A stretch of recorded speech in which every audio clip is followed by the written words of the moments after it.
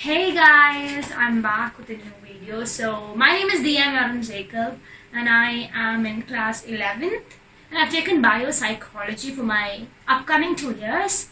So I'll be dealing with the science portions this year. So let's get into the video. Before that, I'll tell you we're going to deal with biology today, and that is not the first chapter actually. We're going to deal with the 8th chapter because that is a continuation of what we learned before. Because just getting into a new chapter is like more kind of getting into new things. So we'll just have a continuation. So you'll find it interesting. Okay.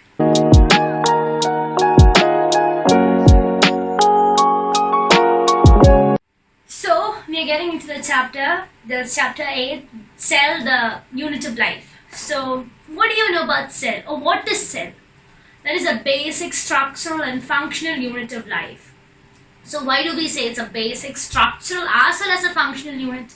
Because if you take a thing, or if you take a living thing, you can see it is made up of small compounds. Small material is called a cell.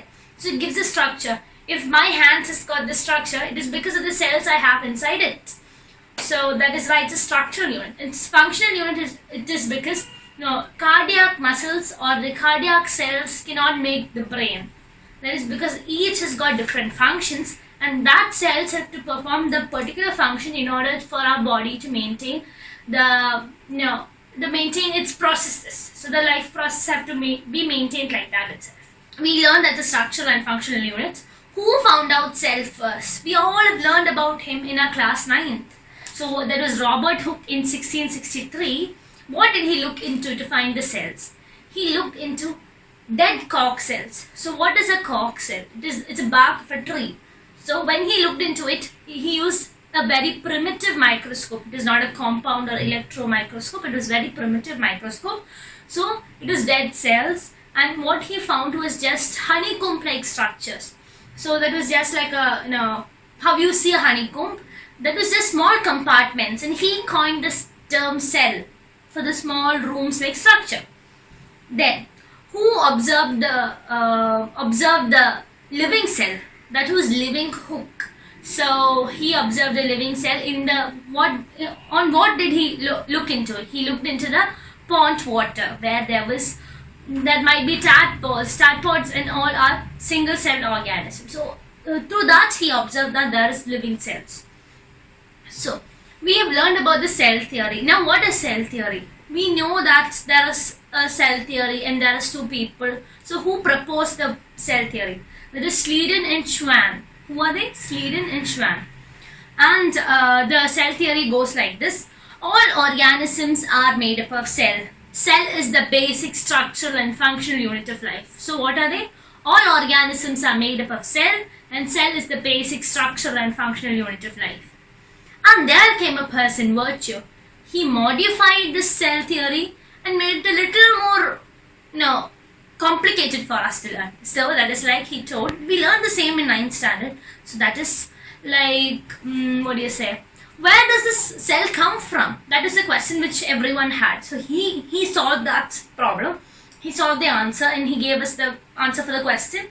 So that is like cells arise from the pre-existing ones. So what are the 3 the statements of cell theory? If someone asks you, or if it is coming for exam, these are the 3 points.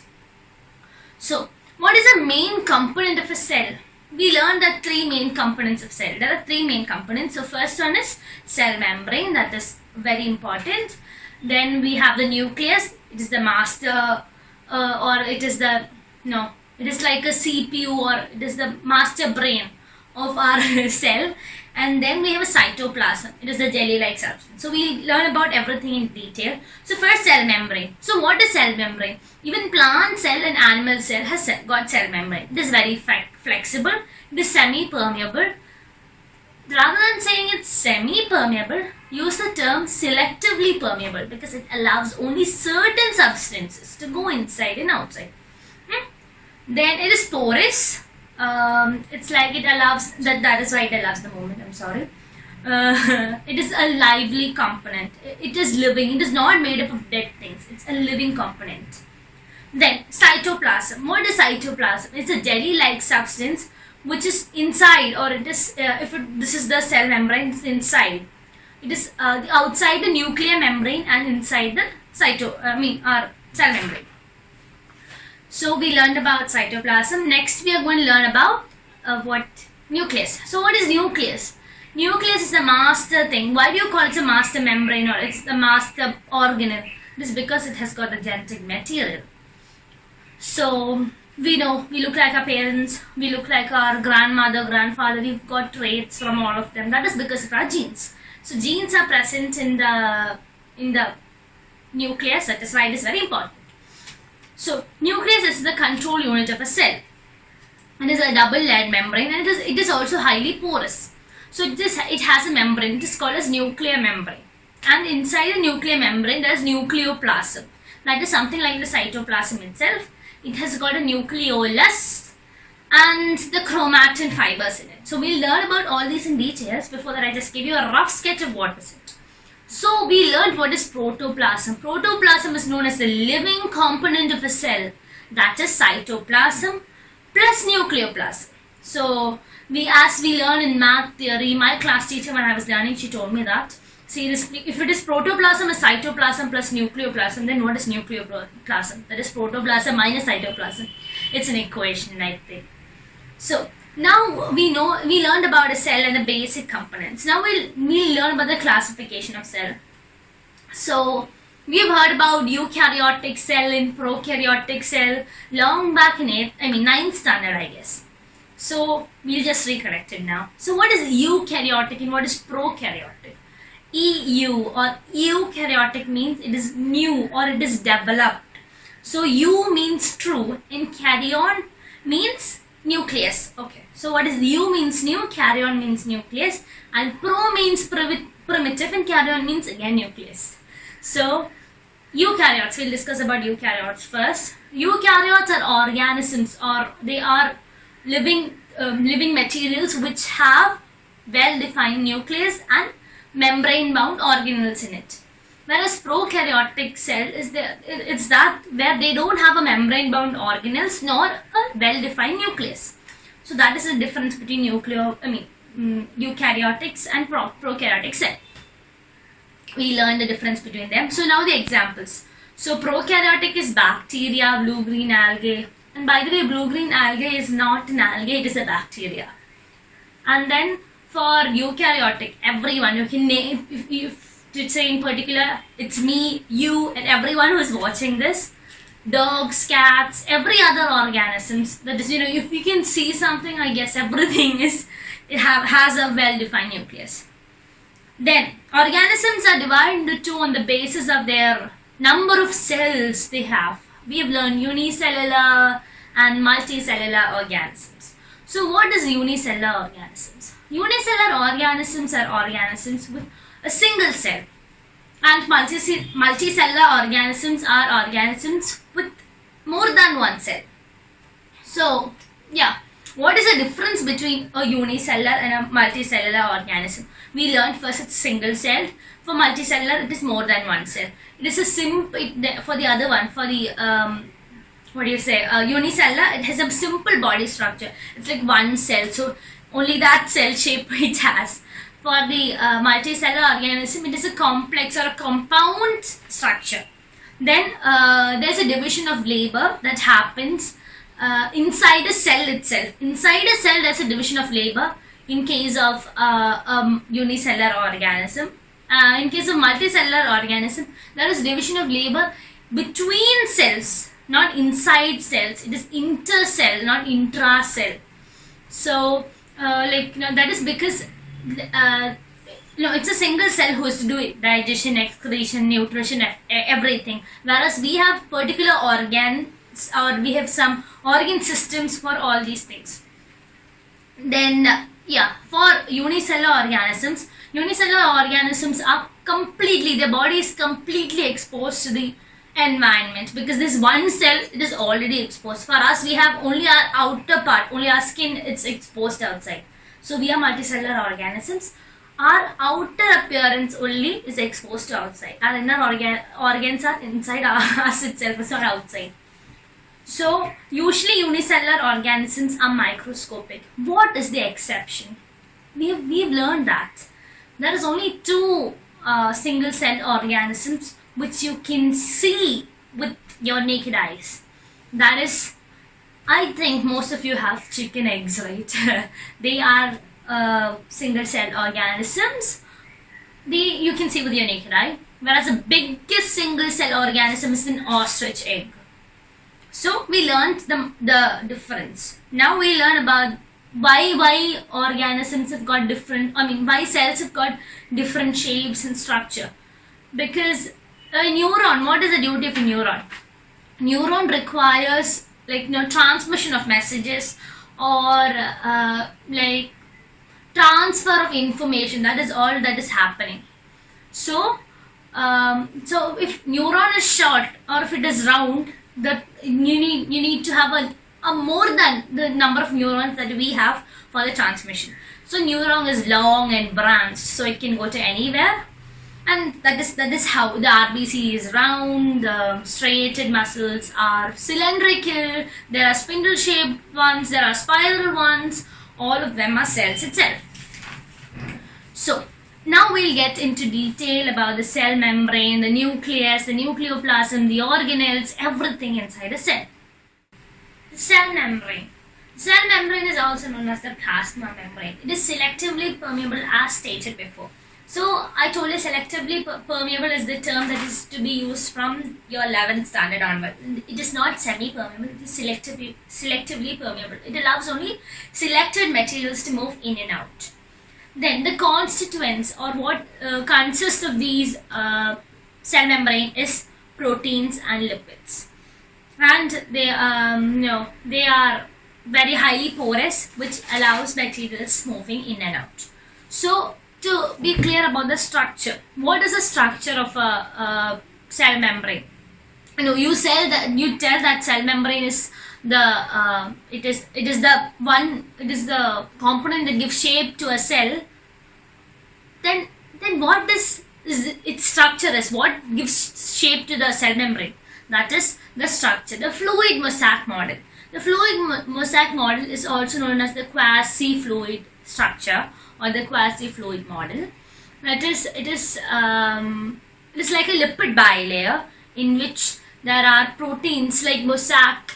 It is spread out. It is not evenly kept. It is not 1, 2, 3. It is not like that. It is, have you seen a mosaic floor? Haven't you seen it? It is the same way. The colored pieces are the proteins, and the tile or that mosaic flooring is the lipid bilayer. That is how it looks like.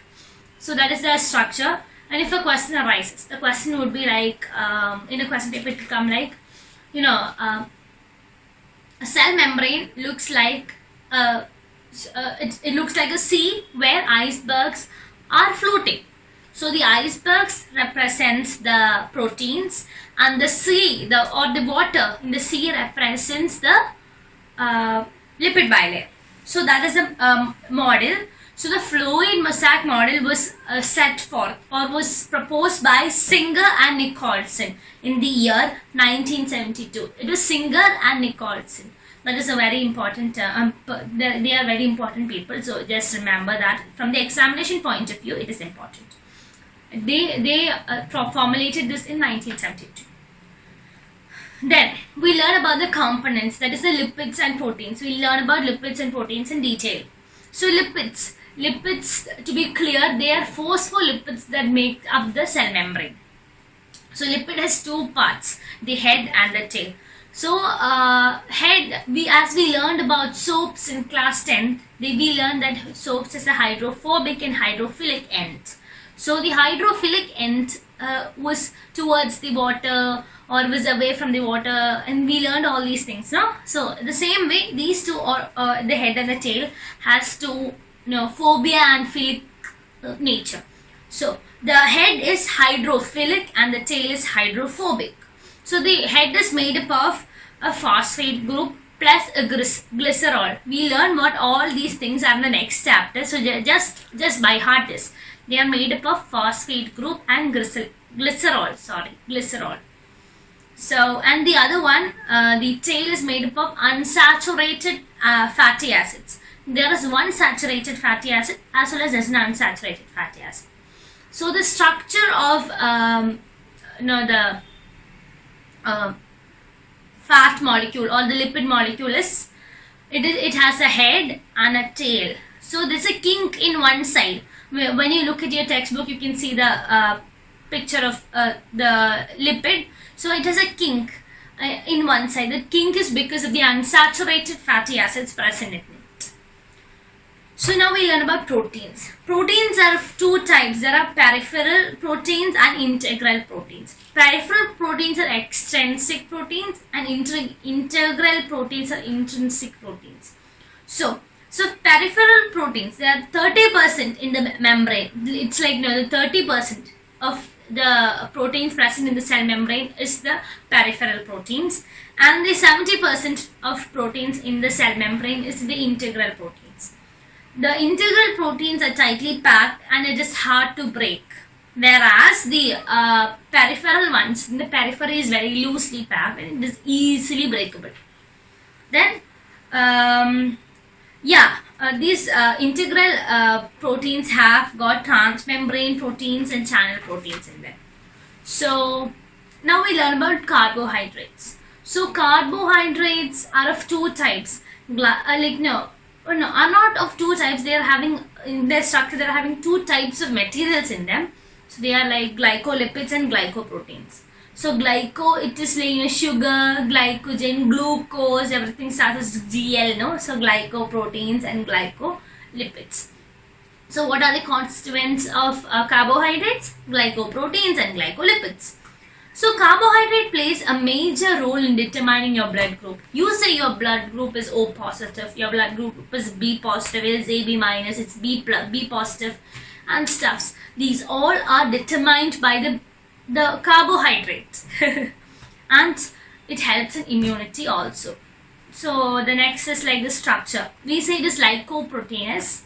It is trilaminar. The proteins are embedded in the lipid. That the same way how you've seen that quasi-fluid material, the same thing only. The proteins are embedded in the fat. That's all. Bilayer, it seems like icebergs of proteins in a sea of lipids. I told you this. This point is there in the textbook. You just mark this or this, just remember this. It looks like icebergs of proteins in a sea of lipids. It is a question that is probably coming. So, now we have to learn about membrane fluidity. So what is membrane fluidity? The viscosity of a lipid bilayer in its membrane. The viscosity of a lipid bilayer in its membrane is called as the membrane fluidity. So you know that have you seen the movement of cell membrane? The movement of cell membrane goes, we learned for the amoeba, the movement goes like this. They have pseudopodia which engulfs the food. That is by two methods. This is transition method and flip-flop method. That is not there in our textbook. I just mentioned it from the competitive exam point of view. So transport of molecules or transport of materials happen in two ways. In two ways transport of materials happen. That is passive transport and active transport. So passive transport depends upon the concentration. It's a concentration gradient. It is set up also by the energy required. So it doesn't require energy. It is based on the it is no energy requirement, but it is based on the concentration gradient. So example, osmosis, then diffusion, plasmolysis, everything are examples. So how in diffusion gases move from high concentration to an area of lower concentration. The same case for osmosis, high concentration to an area of lower concentration. Where there's energy is not required. Is there a drop of energy coming into it? No. We've learned about diffusion, that it is from a higher, it happens in gases usually. Diffusion happens in gases usually. It moves from higher concentrated area to a region of lower concentration. The example is an incense stick. kept somewhere in a room at the other end, at the other corner of the room. You can smell of the incense stick. That is diffusion. Osmosis is the special case of diffusion, because osmosis happens only in the presence of a semi-permeable membrane, not selectively permeable membrane, semi-permeable membrane, and what happens in liquids usually. It is also moving from higher concentration to lower concentration. We have learned about hypertonic, isotonic solutions in class 9. Yes, the same thing. So that is there in our class 7th also. Just remember about osmosis.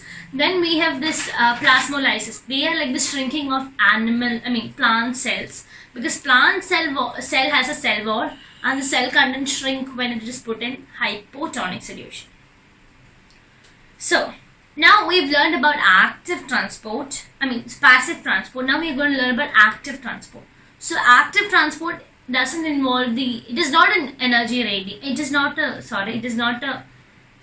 concentration gradient, whereas it requires energy. So there is two types that we are going to learn about them. That is endocytosis and exocytosis. So what is endocytosis? We learned about endocytosis in class 10th. Yeah, we learned about it in class 10th. So that is the entry of things from outside to inside. Where did we learn this? We learned it in the case of amoeba. Amoeba engulfing its food by the process of endocytosis. So what is endocytosis?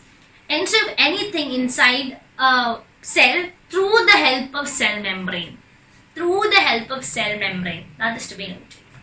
So there are two types of endocytosis. That is phagocytosis and pinocytosis. What is phagocytosis? That is the solid materials from outside get inside the body. What is pinocytosis? That is pino with its P means, pina means what? You get water. So it's pinocytosis means it is liquid material or fluid material that is getting inside. So that is phagocytosis and pinocytosis. And then we have to learn about exocytosis. So exocytosis is also something that we learned. That is the contractile vacuole made by the amoeba. The process by which the waste is outthrown by an amoeba. that is through exocytosis. So they form a bubble-like structure. They are moved into the edge of the cell membrane. It bursts open and the molecule is moved out. So another active transport is sodium and potassium pump. What is a sodium and potassium pump? That is very simple. In a cell membrane, in a cell, we have inside the cell we have sodium, and outside the cell we have potassium. So 2 potassium from outside get inside, and 3 sodium from inside goes outside. That is when there is energy difference only this happens. Okay, this is the sodium potassium pump. So cell wall. Cell wall is present in a plant cell, not in an animal cell. Why is the cell wall present, or what is the components of cell wall? These are the questions that arise. We'll solve these questions and get the answers. So cell wall is for the rigidity, it is for the protection from the environment and for giving shape. It is a mechanical support also. So now what is the components, or on what all organisms are these cell wall present? So in plants, that is cell wall is present in plants, in bacteria as well as in fungi. So in plants, what is the component, or what is the cell wall in plant made up of? It is made up of cellulose. In bacteria, it is made up of peptidoglycan, and in case of fungi, it is made up of chitin, or I don't know how do you people pronounce it. It is, some people pronounce it as chitin, chitin, chitin and all. No, I pronounce it as chitin, chitin. And then algae. Algae is also having a primary cell wall as well as a secondary cell wall. So the primary cell wall in an algae is made up of glucose and galac. So what is galactose? Galactose, and it is so what is the cell wall made up of? It is made up of a dead tissue. and that is why it is completely permeable. It is not selectively permeable or semi-permeable. It is completely permeable.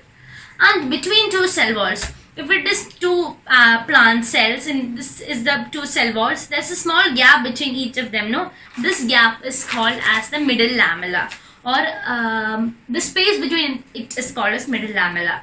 So what is present inside this middle lamella? It is calcium pectate that is present inside these middle lamella. So next is plasmodesmata. Plasmodesmata is a junction where the interaction of molecules takes place. So it is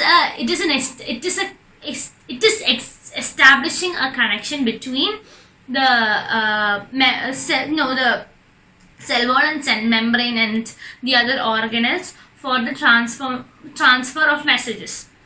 So the cell communication or movement of molecules takes place through the plasmodesmata, through the cytoplasm or the middle lamella. So the middle lamella is required. So because from the cytoplasm it is transferred to the middle lamella. From the middle lamella it is transferred to the next protein, or the next cell. So next system that we're going to learn is the endomembrane system. So what is endomembrane system? The organelles that are present inside a cell is called as the endomembrane system. So what all are the components of this endomembrane system? Usually components of the digestive system is the mouth, the esophagus, the stomach, not cell membrane, the small intestine, the large intestine, goes on. So what is the component of this endomembrane system? So that is endoplasmic reticulum, Golgi apparatus, lysosomes, mitochondria, vacuoles, and plastids. Plastids are special things that is present in animals, in plants. So we learn about all of this in detail. First thing that we're going to learn about is endoplasmic reticulum. So I'll be referring it to as ER in the video. So endoplasmic reticulum. What is endoplasmic reticulum? That is the extension of the nuclear membrane. The nuclear membrane is, as told, it is a double membrane structure. The outer membrane of the nuclear membrane is made into the endoplasmic reticulum. I will give you the notes in the description. So the endoplasmic reticulum are of two types, the RER and the SER. What is RER and SER? RER is the rough endoplasmic reticulum and SER is the smooth endoplasmic reticulum. Why is it called rough and smooth? Because the rough endoplasmic reticulum has got ribosomes embedded in it. So it is like, rough, when you touch you can see sand-like particles. Whereas smooth endoplasmic reticulum has nothing like that. It's just smooth. It is just the extension. So the endoplasmic reticulum, the RER is a center of protein synthesis. It is a site of protein synthesis. So what is this the ER in all made up of? It is made up of cisternae, vesicles and tubules. Cisternae and vesicles has got ribosomes in it, but tubules, like the others, doesn't have ribosomes embedded in it. So cisternae is spherical structure. It is spherical in shape. It's not exactly spherical, but still it is. And it is long spherical structures, whereas vesicles are spherical structures. So now we learned about endoplasmic reticulum, and we are moving on to Golgi apparatus, or many people call it as Golgi complex or Golgi complex or something. The both are the same thing only, Golgi apparatus. That is what we call it. So it is also known as dictyosomes. What is it? Dictyosomes. So it was observed by Camillo Golgi. So that is why it is named after him only, Golgi apparatus. So it is found near the RER. It is always found near the RER. Golgi apparatus, if the ER is over here, if the endoplasmic reticulum is over here, the Golgi apparatus is always over here itself. It is made up of the same things, except one is avoided and one is added. That is the cisternae, vesicles and vacuoles. Vacuoles, you've heard of that, no? We'll get into it later, okay? So what are they? Cisternae, vesicles and vacuoles. Yeah. So a Golgi apparatus is two sides. We have learned that Golgi apparatus is cup-shaped in 10th standard. So that's the same thing. It is cup-shaped itself, not exactly, but still it is a kind of a cup-shaped. So it has got a concave and a convex end. So the concave end of the Golgi apparatus is called as the maturing phase. The maturing phase, whereas the convex end of the Golgi apparatus is known as the forming phase. So what is the duty, or what is the what is the function of Golgi apparatus? It stores, it packages, and it modifies things. It is also involved in the formation of primary lysosomes. So primary lysosomes are being processed inside the Golgi apparatus. Now lysosomes. We have learned about lysosomes. We learned that this is a suicidal bag of a cell. So why is it called a suicidal bag? We'll get into it. So it is a lysosome is a membrane-bound organelle in which inside it has got some enzymes which is required for the digestion. It's for inside the cell. So they what is the role of the lysosome? They remove external materials, pathogens or dust or any other viral or bacterial that enters. So they are hydrolytic enzymes which is present. They are activated in acidic environment. So the enzyme inside the lysosome is activated in acidic environment. Now I'll tell you how the process goes on. So this is the process I'll tell you this lesson. The pathogen enters the cell through endocytosis. How if a pathogen has to enter a cell, it is through endocytosis. We learned what is endocytosis and everybody knows what is it. So it enters through endocytosis and forms a phagocytic body. We learned how it is, what is phagosomes and what is pinosomes and phagocytic bodies and pinocytic bodies. Remember that. So it forms a phagocytic body. The primary lysosome attaches to the phagocytic body. The primary lysosome attaches to the phagocytic body, forming the secondary lysosome. So what is the secondary lysosome? That is the phagocytic body plus the primary lysosomes. So where are the primary lysosomes synthesized? It is synthesized in the Golgi apparatus. So the primary lysosomes get attached to this phagocytic body to form the secondary lysosome. So the secondary lysosome, the formation, they combine together, and this the phagocytic body is engulfed and it is digested.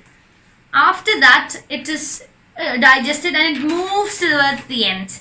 Then it forms the tertiary or the, how do you call this, tertiary lysosomes or tertiary lysosomes, or it is known as the residual lysosome. The tertiary lysosomes are expelled out, or the digested pathogens are expelled out through exocytosis. We learned about endocytosis and exocytosis. That is why I'm not explaining what is it. So due to some abnormalities, the lysosome might break. If it breaks, it can engulf the own cell, and if it engulfs the own cell, the cell suicides. So that is why it is called as a suicidal bag of, or the suicidal bag of a cell. Yeah. Now we learned that there are four types of there are four types of lysosomes. There's primary lysosomes, secondary lysosomes, autophagosomes, and residual bodies. So these are the four types. They're not that important, but you have to learn. Now the next thing, vacuole. Where did we learn vacuole? Vacuole is there in both plants and animals. We learned about vacuoles in class 9. And we learned, now just before a few minutes we learned about vacuole. Where is it found? It is found in the Golgi apparatus. Golgi apparatus is made up of vesicles, vacuoles and cisternae. So we learned about vacuoles. Vacuole is the storage unit. It is found both in the animal as well as in plant cells. To be very clear, in plant cells there's only a single vacuole. It is large and it is centrally placed. Because of the central position of the vacuole, the nucleus is pushed towards the side in a plant cell. Whereas in an animal cell, The vacuoles are small and they are of a numerous number, not a very numerous number, there are a little more than one present. So what is the role of vacuole? Vacuoles store food, or store not only food, store materials, solid as well as liquid materials. Then the outer membrane of a vacuole is known as tonoplast. What is it called? Tonoplast. Tonoplast. Tonoplast. And then in a plant cell, there is a big vacuole. Inside the big vacuole, there is a liquid that is called as the cell sap. So, what does the cell sap give, or what is the function of a cell sap? Cell sap gives the plant cell the turgidity or rigidity. Yeah, turgidity or rigidity.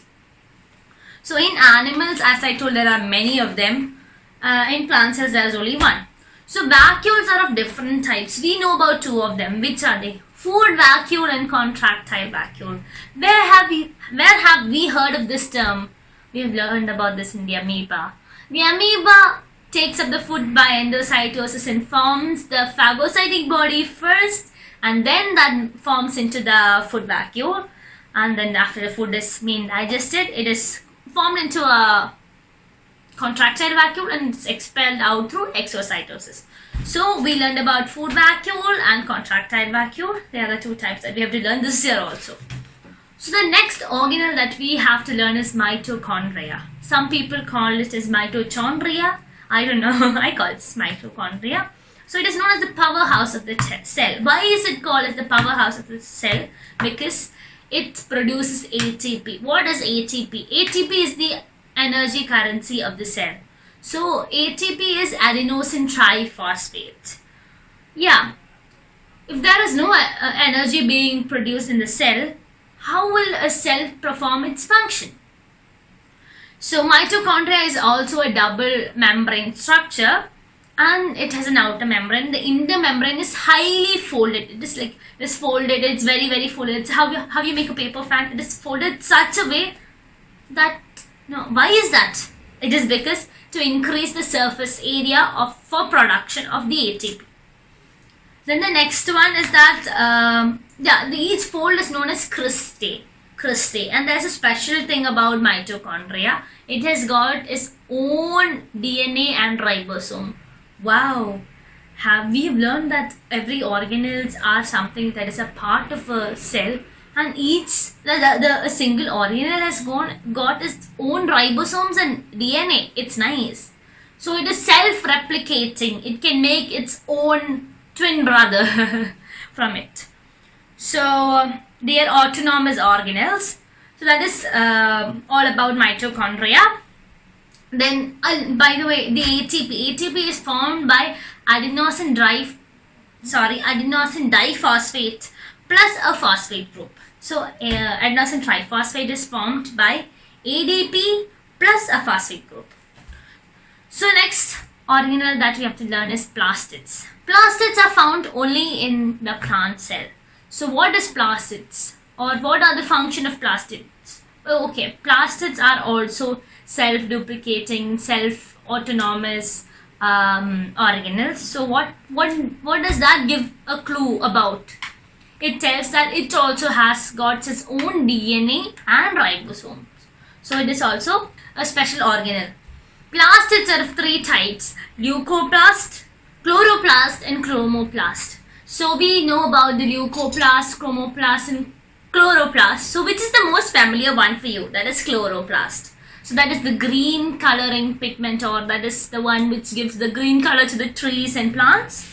And chromoplast is the colorful one, and the leucoplast is the colorless. So we learn about all of these in details. Leucoplast is divided into three: erythroplast, amyloplast and elioplast. So erythroplast is about proteins. It is found that leucoplast is found in proteins, and amyloplast, that is starch. So that in starch, that is amyloplast found, and in oils, that is elioplast. So just for remembering, you can just think of like elio, that is E, and for enna it is E, and then chloroplast, now we learned about chloroplast and leucoplast. So this chromoplast are found in the flowering plants or on the outside. You have seen red ripened fruits.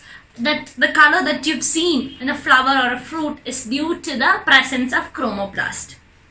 Now chloroplast. What is the help of chloroplast? Chloroplast helps in trapping sunlight, which helps in photosynthesis. So yeah, now we have to learn about the structure of the chloroplast. So we learned about chloroplast. Now we have to learn about the structure. So the structure of chloroplast it is also a double layered membrane, and it has got structures that looks like stacks of coins, and there is connections to each other. These stacks of coins are called as is collectively called as granum, and each coin, in the stack there is one thing, each one of them is called as thylakoids. The thylakoids stack up to form the granum, and the granum, each granum is connected by a small, some material that is called as the stroma lamellae, and inside the plastic there's a fluid that is the stroma. So we learned about the stroma. Okay, by the way, the stroma lamellae is also known as the Fret channel, F-R-E-T channel, and that if you see that in small letters, that is the stroma lamellae is another name, and if you see F-R-E-T in capital, that is the process that happens inside the stroma lamellae. Okay. Then the chromoplast, as we learned, it has for example, it is carotenoids and xanthophylls. They are all color giving substances. Ribosomes. Ribosomes are called, or it is called as a membraneless organelles because it doesn't have a membrane actually. It is present in both eukaryotic and prokaryotic cell. It is a site of protein synthesis, and where is the ribosome synthesized actually? It is synthesized in the nucleolus. Where is the nucleolus present? The nucleolus is present inside the nucleus. So the protein synthesis happens due to the presence of ribosomes, where the ribosomes are produced inside the nucleolus. So there are two types of ribosomes: fixed ribosomes as well as free ribosomes. So what is free ribosomes? Free ribosomes are the ribosomes that is synthesized inside the nucleolus and it is sent to the cytosol. Whereas the fixed one is, they are also synthesized inside the nucleolus, but it is sent to the ER. So that becomes the rough RER. Okay, the rough endoplasmic reticulum. So there are two types of ribosomes, that is 70S ribosomes and 80S ribosomes. Where are these 70S ribosomes present? We learned about two organelles that has ribosomes and DNA in it. Which are the two organelles? This is plastids and mitochondria. Yes, they have 70S ribosomes. Even the prokaryotic cell has, the prokaryotic cell also has 70S ribosomes. The 80S ribosomes are present in the eukaryotic cells. So these 70S and 80S ribosomes has got subunits. So the subunits of 70S ribosome is 50S and 30S, whereas the subunits of 80S is 60S and 40S. So never add up the both the subunits and try to get the sum and make it as the the main ribosome. So the smaller subunit combines the larger subunit to form the ribosome. Where does this connection happens? This attachment comes only when it is in the cytoplasm, when it is released out. It doesn't form inside the nucleolus itself. So the ribosome, the subunits are made up of ribosomal RNA and ribosomal proteins. What all? Ribosomal RNA and ribosomal proteins. These ribosomes, after the synthesis of proteins, they dismantle. So that is all about ribosomes. Cytoskeleton. It is the interlinking of protein channels in the cytoplasm. So interlinking of protein channels has to happen with the help of some structures. So these protein filaments or these structures are of three types. They are microtubules, microfilaments or actin filaments, intermediate filaments. These are the three types. So what are the functions of the cytoskeleton? It gives the shape to the cell. The shape of the cell is given by the cytoskeleton because these interlinking between all the molecules make up the cell structure. Then it facilitates movement or it supports movements, and it is a support, it is a mechanical support of the cell. Now we will discuss about the difference of cytoskeleton, cytosol and cytoplasm. Cytoskeleton, it is the interlinking of protein filaments, and cytosol is the fluid part of the cytoplasm, and cytoplasm is the jelly-like substance found between the nucleoplasm and the cytoplasm. Okay, that is what these three things are. Now we'll move on to the some structures. They are called as cilia and flagella. We have heard about this. What is cilia and flagella? They are small extensions of the cell membrane. So the cilia and flagella helps in the locomotion, or it is a motion helping structure. It is made up of microtubules. So these microtubules arrange themselves as a group. They form a ring that is called as axoneme. The microtubules are collectively called as axoneme. When the microtubules comes together, they will be collectively called as axoneme. In one complete ring or in one complete or in a complete axoneme, there are 13 microtubules. So that is a round structure with 13 microtubules. Then there is a doublet. Doublet means that is one axoneme plus half an axoneme. That forms a doublet. Okay, and like that there is 9 doublets inside a cross section of a cilia or a flagella. Okay, it is the cilia or flagella is called as the 9 plus 2 array. 9 plus 2 array because it is 9 doublets and 2 complete core axonemes. Okay. So they emerge from the centrole site called as the basal bodies. So where does the cilia and flagella emerge from? They emerge from the centrole. Centriole, we have learned about the centriole. It is it's also called as basal bodies. So now we are going to learn about centrosome. Okay, centrosome is also self-reproducing. They are cylindrical structures. They are absent in flowering plants. That is, they are absent in high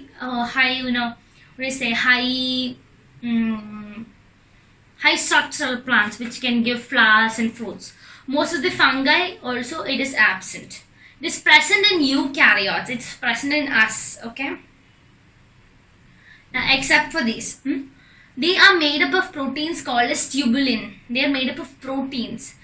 Most when you learn of any structure in our human or in a living thing, the most of it is made up of protein. So this structure is also made up of protein. The name of the protein is tubulin. Tubulin. Tubulin. That is tubulin. So over here, as we learned for the cilia and flagella, there are doublets, but over here there are triplets. So that is 3 of them combining together to form a triplet. These triplets are see, there are 9 such triplets arranged. So there is the triplet 1 plus triplet 2, it's arranged in 9 things, and each triplet is connected to a common central point. That central point is called as a hub. So this centriole, it looks like a cartwheel. It is like a star structure when you draw. It is like this. And at the time of cell division, it forms spindle fibers. And spindle fibers help in aligning the chromosomes at the time of cell division. So when the cell is about to divide, only this centrosome appears for us, or else it is not seen when you look into an animal cell. Then it is a structure and it is not an organelle. So centriole is a structure, not an organelle. So now we learn about centrosome. What is centrosome? When 2 centrioles are arranged parallel to one another. One is like this and other one not parallel, perpendicular to one another. It is called as a centrosome. It is an organelle. Its function is to regulate the cycle of cell division. Okay, the cell division cycle, no, the mitosis, the meiosis, and all these happens when the when the centrosome is present. Now we learn about the nucleus. The nucleus, as we learned before, it's a double-layered membrane. It's a small pores called as a nuclear pore. It has a cytoplasm-like structure inside this that is called as the nucleoplasm. There is a nucleolus, the chromatin fibers, etc. So now we'll learn about the chromatin fibers. So the chromatin fibers at the time of cell division, they condenses to form chromosomes. Chromosomes are of 4 types. It is on the basis of the centrosome in the chromosome. Chromosome is like a butterfly-like structure with a round thing in between. It's accordingly. So first one is metacentric. That is right in the center, and the 2 flaps are of equal length. The next one is the submetacentric, where this bit up, one is a little longer than the other one. One flap is little longer than the other one. And the other one is a acrocentric, that is like it is on the top. It is on the top. Now there's nothing see in the other one. It is actually on the top. And the other one, the next one is teleocentric. That is just, there is a differentiable difference between the lengths of the 2 flaps. That is all. That are the 4 types of chromosomes. And then, the disc-like structure. There's a disc-like structure in our centrosome, which helps in attaching the spindle fibers during cell division. We learned about spindle fibers just before when we learned about centrosome. So the centrosome in the time of cell division gives out spindle fibers. So this small disc-like structure that is found inside the centrosome of the chromosome facilitates the spindle fiber attaching during the cell division. So while staining chromosomes, there are some parts that are darkly stained. There are some parts that are lightly stained. There are parts that are no stain also. The darkly stained parts are called as heterochromatin, and the other one, the lightly stained parts are called as euchromatin. And then the first one is heterochromatin, the other one is euchromatin. And some regions, they have no color at all, as I told you. They are called as satellites. What are they called as? Satellites. So chromatin fibers are actually DNA plus histone proteins. That is what we learned. But there are some other proteins as well as RNA that is present. So when someone asks you what is the composition or what is the composition, what is the components of DNA, you'll say that it is DNA, histone proteins, and other proteins plus RNA. So these are the types of these are the components of chromosomes. So that is all for this chapter. I guess I've covered every point, and if I haven't covered anything, you can ask me for the points. I'll give you the explanation in personal. So and if you have any doubts or any clarifications, you can you can comment me in the comment box. And please do not forget to subscribe to my channel and hit that like button if you like it. So that's all for today. So we'll meet in the next video. Till then, bye bye.